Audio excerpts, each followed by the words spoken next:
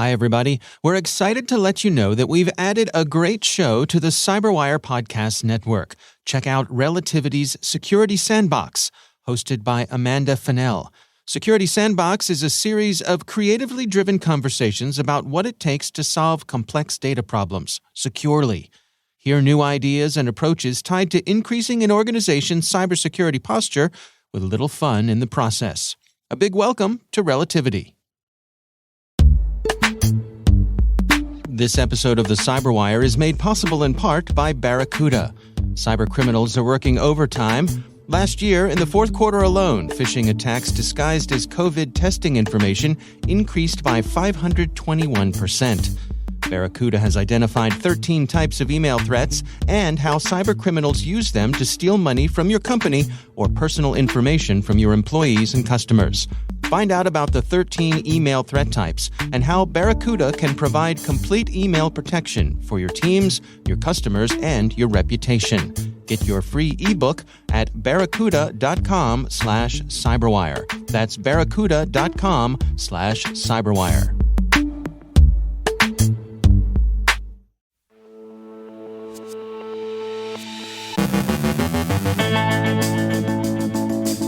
An update on Russia's hybrid threat to Ukraine. The FritzFrog peer-to-peer botnet is back.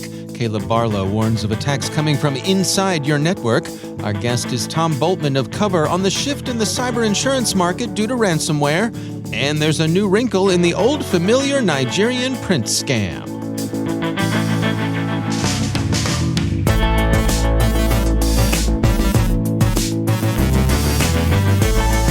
From the CyberWire studios at Data Tribe, I'm Dave Bittner with your CyberWire summary for Friday, February 11th, 2022.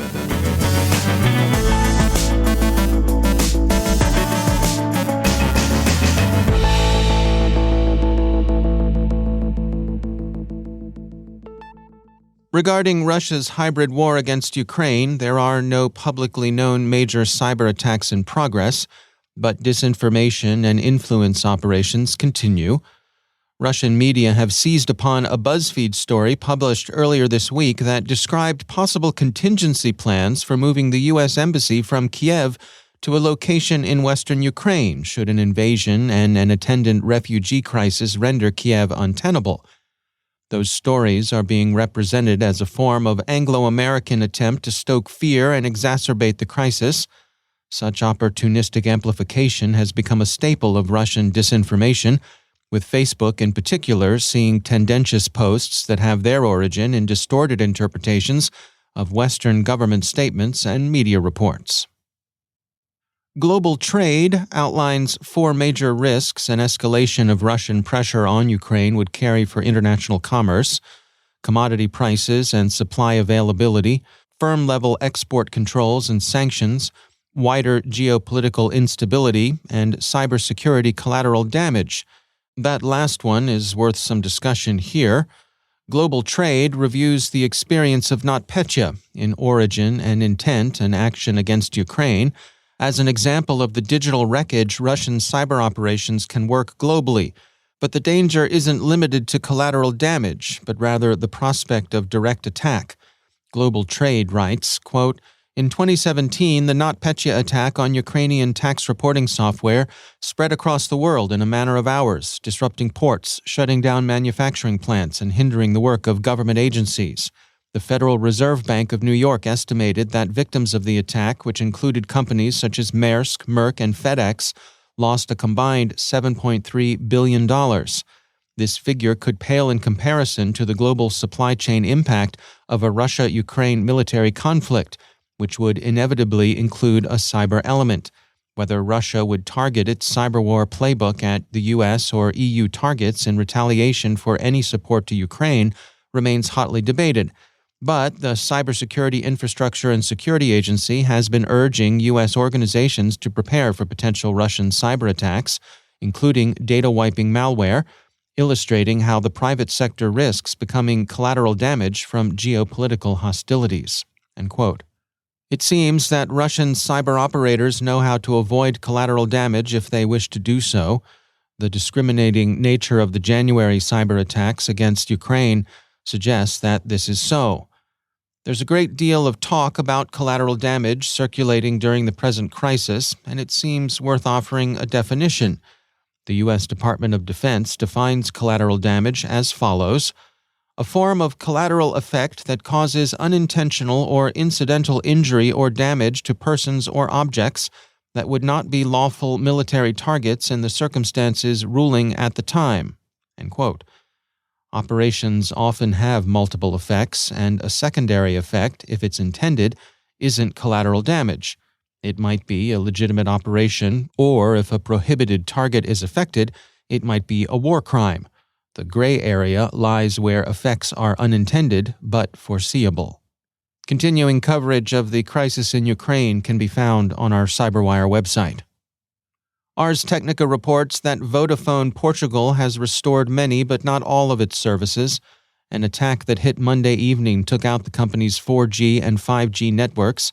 It also halted fixed voice, television, SMS, and voice and digital answering services.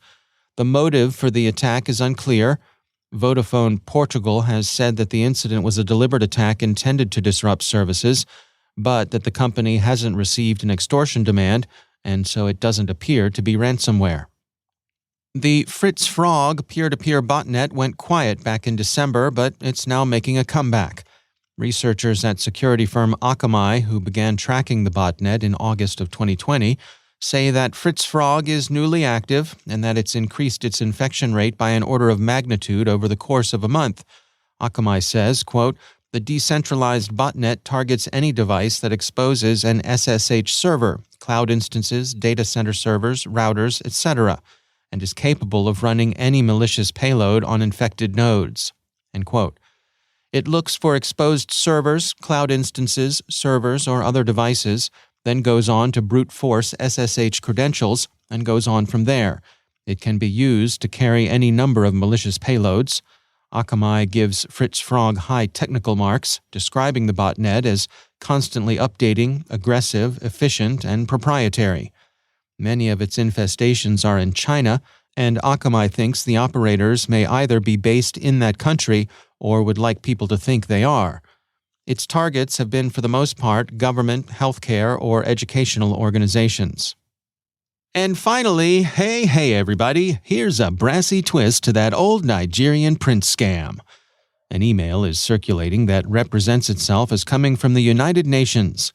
"Dear email user," it begins, which seems a little impersonal, but maybe that's how they write their emails over in Turtle Bay. It goes on, all business, like this. "This is to inform you that we have been working towards the eradication of fraudsters and scam artists in Africa, with the help of the Organization of African Unity, the International Monetary Fund, and FBI. That's some credible alphabet soup to conjure with, We have been able to track down so many of this scam artist in various parts of African countries and Europe, which includes Nigeria, United Kingdom, Spain, Ghana, Cameroon, and Senegal, and they are all in government custody now. They will appear at International Criminal Court, Hague, Netherlands, soon for criminal fraud and justice." All right, they're beginning to lose idiomatic control, as scammers tend to, so maybe dear email user is reluctantly moved to a twinge of skepticism at this point. "During the course of our investigation, we have been able to recover so much money from these scam artists, but, well, maybe you, dear email user, have read about how the feds clawed back all that altcoin Razzlecon and her sweetie are alleged to have tried to launder. Maybe it's something like that. But then they really lay it on thick. The United Nations Anti-Crime Commission and the International Monetary Fund have ordered that the money recovered from the scammers be shared among, wait for it, 100 lucky people around the world for compensation. This email letter has been directed to you because your email address and country name was found in one of the scammer artist's files and computer hard disk during the investigation. Maybe you have been scammed. You are therefore being compensated with the sum of 850,000 euros, which you will get in the currency of your present location for easy accessibility to the money. And how would an international organization distribute funds? Well, through an ATM card, obviously. The issuing bank has converted the fund into ATM card and registered it with security company to deliver to you, according to the approval of your ATM card by the manager of the issuing bank. The maximum amount signed for you to be withdrawing is sum of 5,000 euros only daily until you withdraw all your total fund credit on your ATM account. Just contact them with the information they've asked for, and 850,000 euros could be yours, dear email user, at the rate of 5,000 euros a day. In just 170 days, you, dear email user, will be on Easy Street. And it looks totally legit, only why would the UN be using some random dude's Gmail account? It's pretty weird. And it's all courtesy of the United Nations Funds Investigation Unit.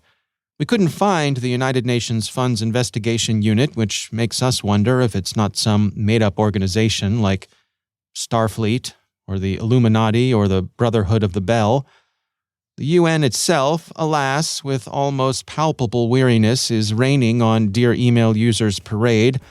A fraud alert on the actual United Nations site says, quote, "The United Nations does not offer prizes, awards, funds, certificates, automated teller machine cards, compensation for internet fraud, or scholarships, or conduct lotteries."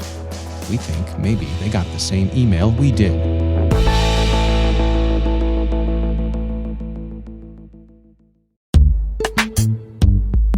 And now, a word from our sponsor, Recorded Future. Staying one step ahead of the rapidly evolving threat landscape requires a constant flow of daily intelligence.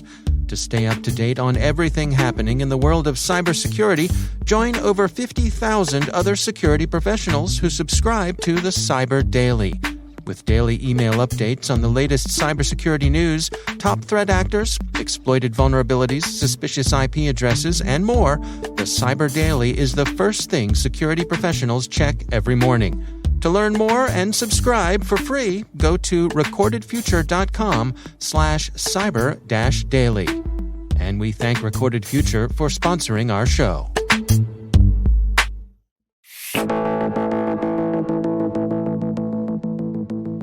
The rise of ransomware has triggered a shift in the cost and availability of cyber insurance and prompted many organizations to take a closer look at how they're calculating their own cyber risk.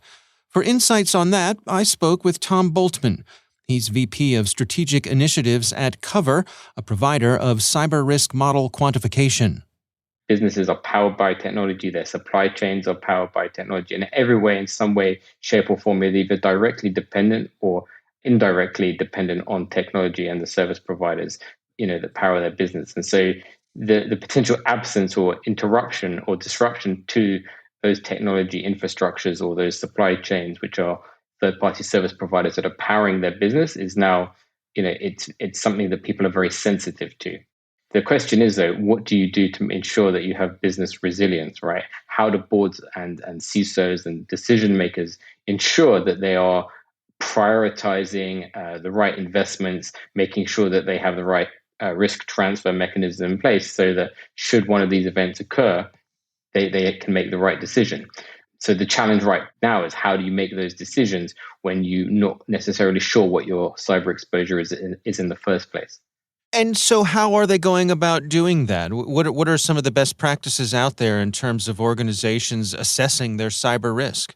So today, it's an evolving space. Obviously, budgets are allocated on an annual basis, and security teams will invest in security controls and teams of people to make sure that they are building an appropriate level of security for the enterprises. In addition to that, it's fairly typical that businesses will seek some kind of insurance coverage, perhaps specifically cyber insurance coverage, and they are receiving input from the brokers and from their carriers about what they may be exposed to.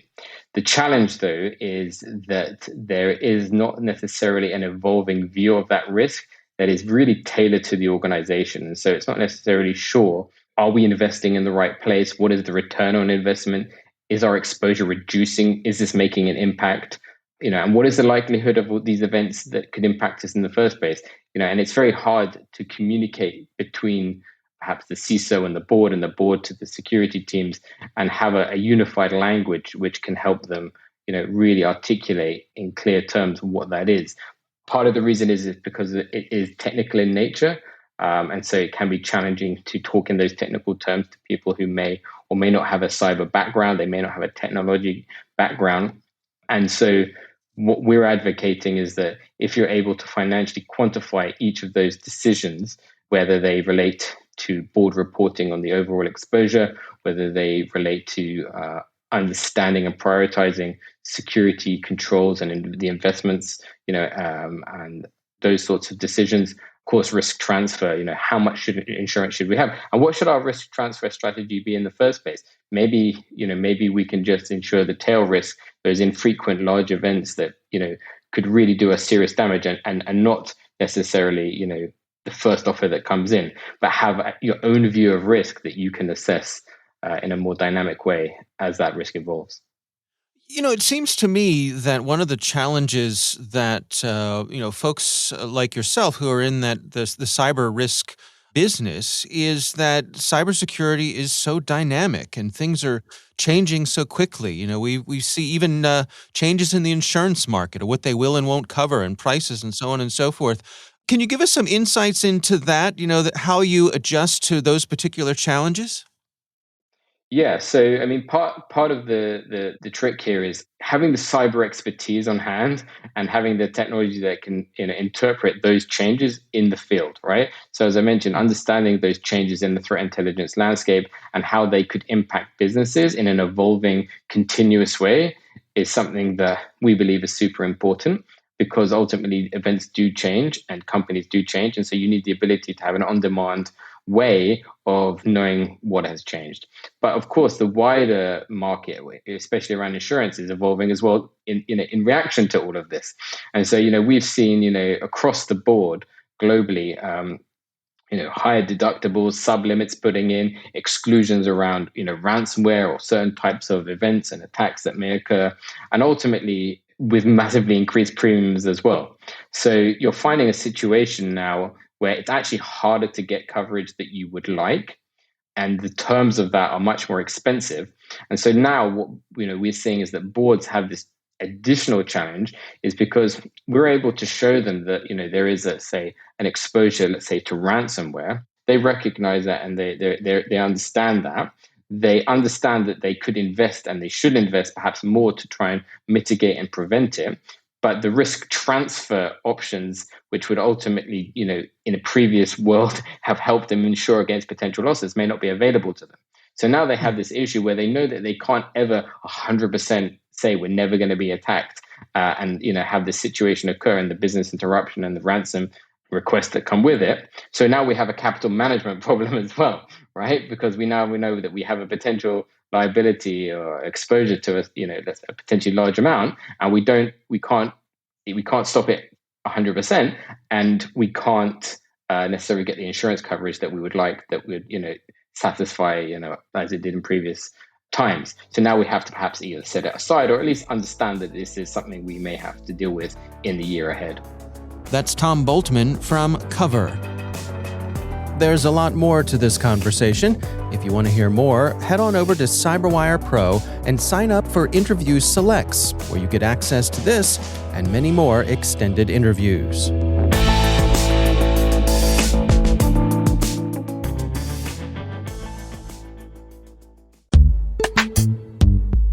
And now, a word from our sponsor, ExtraHop. With millions of dollars to earn, today's cyber attackers have grown advanced. Whether they're hiding malicious activity in encrypted channels, laying low under the guise of a trusted third party, or taking advantage of the latest CVE, they know they'll have the upper hand. In a world where attackers have the advantage, ExtraHop is on a mission to help you take it back. Learn more about how ExtraHop helps you defend your enterprise against advanced threats like supply chain compromises, ransomware, and APTs. Visit extrahop.com/cyberwire. That's extrahop.com/cyberwire. And we thank ExtraHop for sponsoring our show.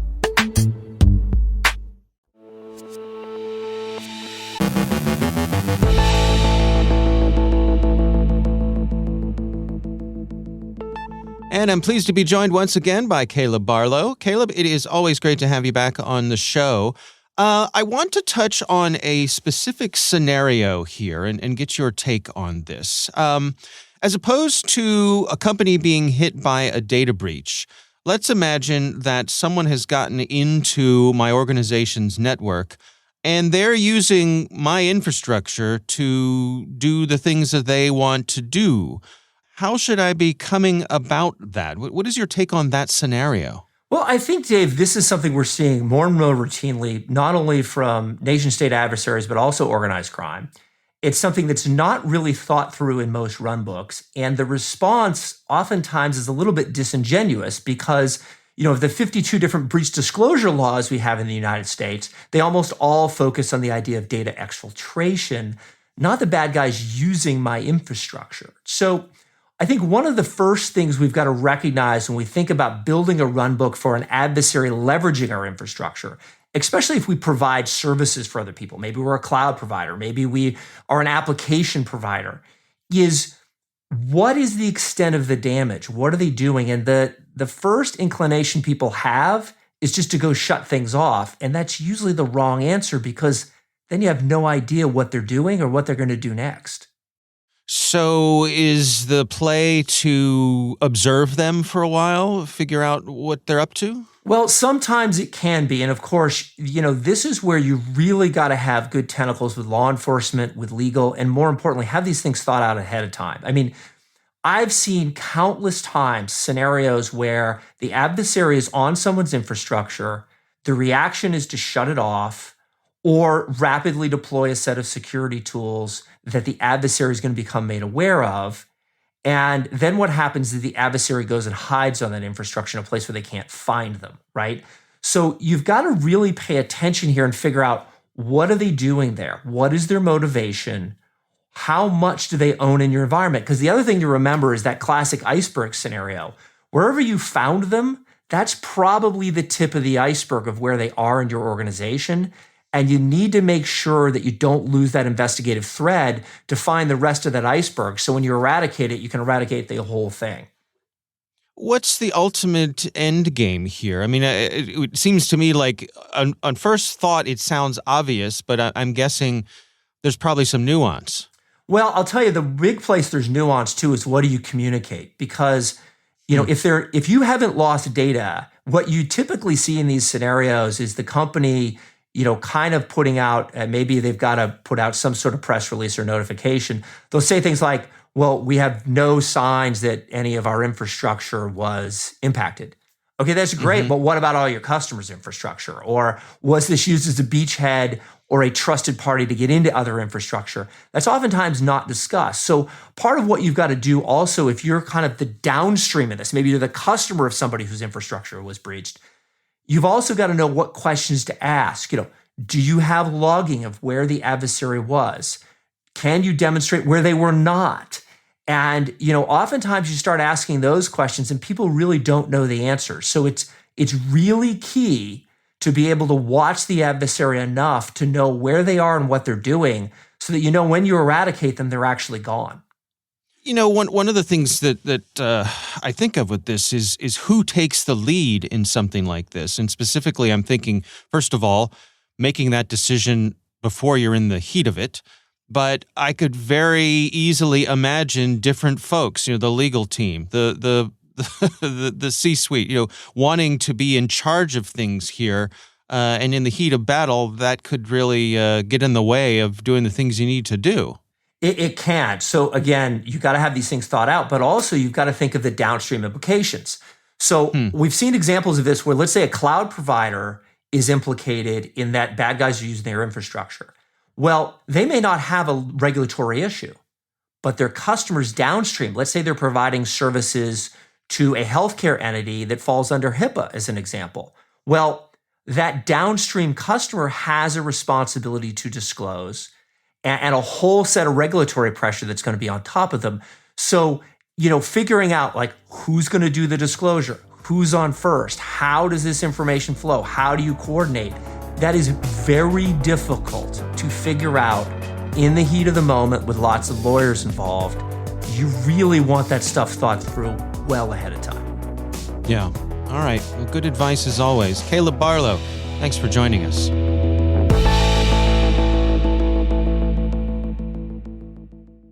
Thanks to all of our sponsors for making this CyberWire possible, especially our supporting sponsor, Inky. Inky helps companies secure email using a cloud-based security platform that proactively and instantly scans inbound, internal, and outbound emails to eliminate phishing, account takeover, and data leaks.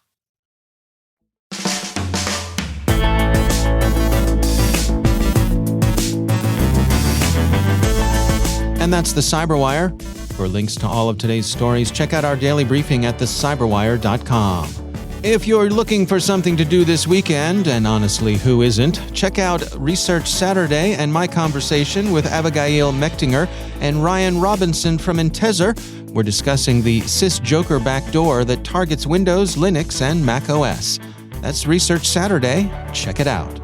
The CyberWire podcast is proudly produced in Maryland out of the startup studios of Data Tribe, where they're co-building the next generation of cybersecurity teams and technologies.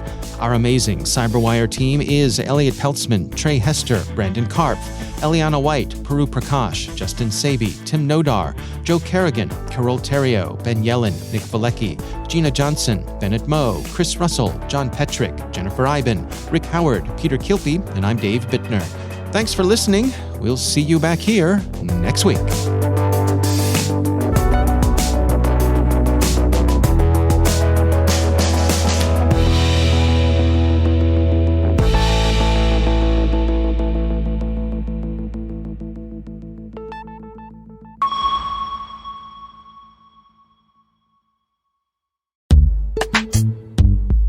And now, a word from our sponsor, SpyCloud.